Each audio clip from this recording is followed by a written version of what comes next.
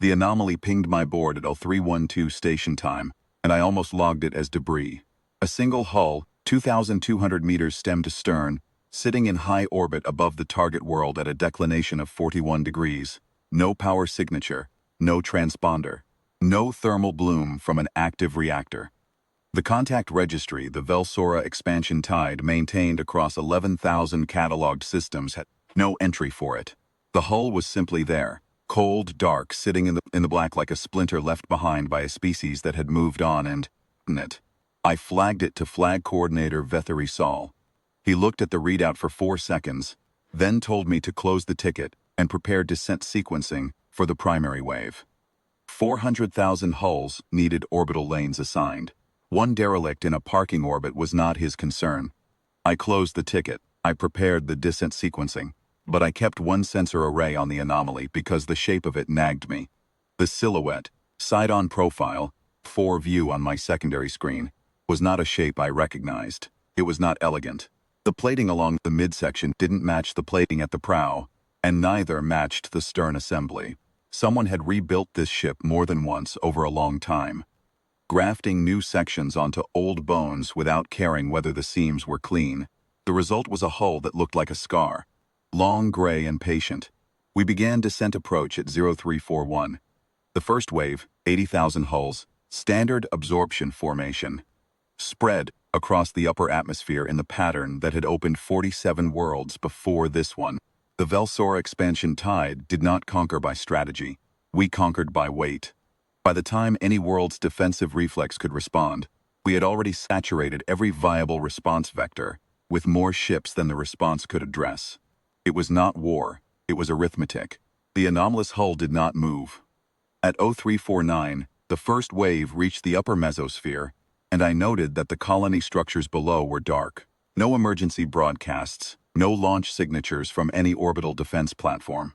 The world looked on every sensor exactly like a world that had been waiting quietly for a long time.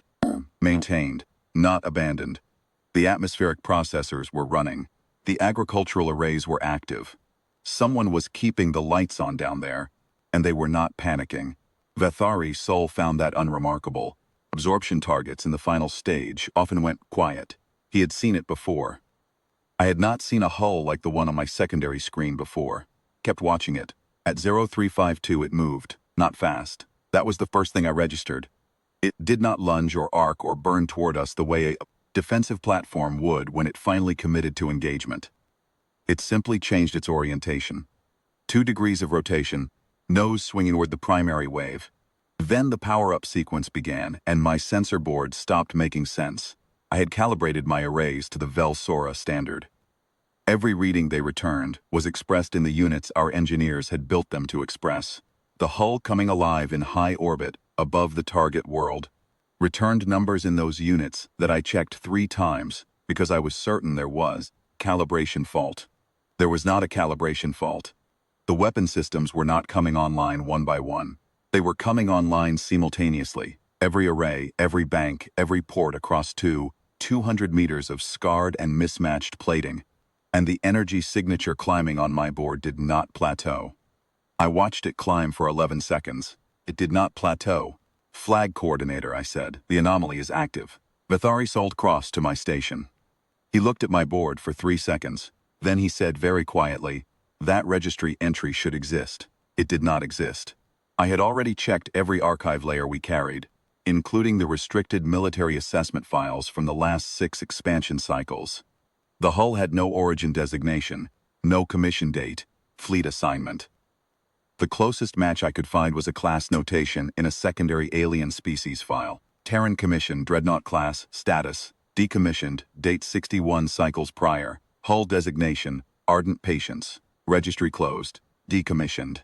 61 cycles, cold and dark, and waiting in a parking orbit above a world that had not panicked when 400,000 ships entered its atmosphere. Vethary Sol ordered the first contact wave. 112 hulls, our fastest interdiction craft, drawn from the Vanguard Reserve. Standard procedure for an activated defensive asset. I watched them go in. I watched my board. The Ardent Patience fired once. I do not have a better word for what happened to 112 ships than once. The event occupied 0.4 seconds of elapsed time on my log. The energy expenditure registered on my board as a figure I am still not able to adequately express in Velsora notation. When the 0.4 seconds had passed, there was debris where 112 hulls had been, and the ardent patience had returned to its prior orientation. Nose on, waiting, the power signature still climbing. Vethuri's soul called the command tier. I heard his voice change while he was speaking. Not break, change. Quality went from a flag coordinator running a standard absorption operation to something quieter, which was worse. The command tier ordered the second wave. 12,000 hulls this time. I logged the order. I watched the 12,000 go in. The ardent patience did not fire once. It fired in sequence. Not a barrage, not a sweep, but a methodical work-through. Array by array, sector by sector, as though the 12,000 ships were an administrative task to be completed rather than a battle to be won. There was no urgency in it. There was no waste. Each firing solution that my board registered was precise and unhurried, and the ardent patience moved through the 12,000 with the same even tempo a maintenance crew uses when clearing a fault log, line by line, until there are no more lines. It took 19 minutes. When it was done, there was a debris field across a volume of space, roughly equivalent to the orbital band our first wave had used for descent approach. The ardent patience sat at the near edge of it, still nose on, power signature holding at the level it had reached during the sequence. Still not plateauing. I had a thought then, which I recorded in my personal log, before I thought better of it. It had not finished warming up. Vethuri's soul was no longer speaking. He was standing at the observation port, looking at the debris field and the dark hull beyond it. And his secondary crest, the one that flattens involuntarily in the Velsora when the threat assessment system activates below conscious override, was completely flat. The command tier ordered everything. That is not a figure of speech. Every hull in the Vanguard that had not yet committed to descent sequencing, 260,000 ships. The expansion tide had never committed a full Vanguard to a single defensive contact in the history of the program, because there had never been a single defensive contact that justified it. We built our doctrine on the principle that no world's total defensive capacity could address the weight of numbers we brought.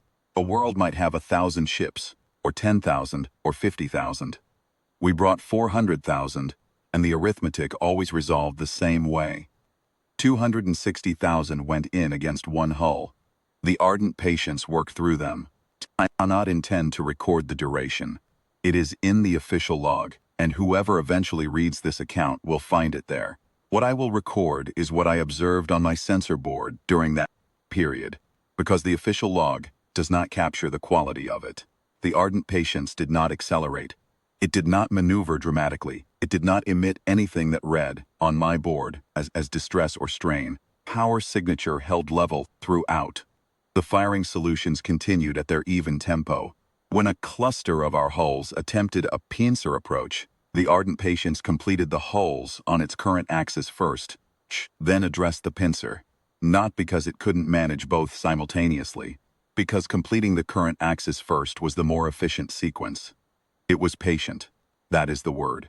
It had a name, and the name was accurate, and I did not appreciate how accurate until I watched it work through 260,000 ships with the unhurried tempo of a thing that had been waiting in a parking orbit for 61 years and had not yet decided it was in a hurry. When the expansion tide's Vanguard was gone, the ardent patience returned to its original position. Same orbital slot, same declination, 41 degrees. Nose rotating back to the quiet angle it had held when I first logged it as potential debris. The power signature did not go down. It held. The weapon arrays did not stand down. They held. The hull sat in the black above the world that had not panicked, and it was not cold anymore, and it was not dark. And the only word my board had for what it was reading from that 200-meter scar of mismatched plating was a word the Velsora do not have a good translation for. Ready. I filed the contact report. The archive field for origin of contact read. Terran commission asset. The archive field for threat classification read. No existing category. New entry required. The archive field for engagement outcome read. Expansion tide Vanguard. Total loss. Defensive asset. No damage recorded. I sat at my board for a long time after I submitted it. The Velsora expansion tide had opened 47 worlds. We had never been stopped. We had never lost a vanguard.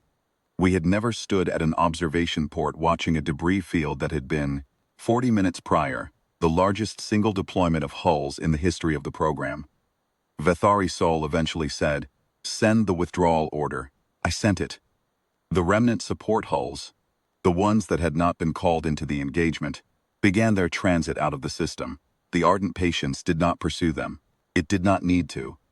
It was already back in its parking orbit, sitting at 41 degrees, cold looking again from a distance, waiting for the next thing that needed to understand what the world below it meant to someone who had left a decommissioned dreadnought in orbit for 61 years just in case. The contact report I filed that day was the first document in the Velsora to carry the notation, "Do not approach, do not scan, do not send." It was not the last.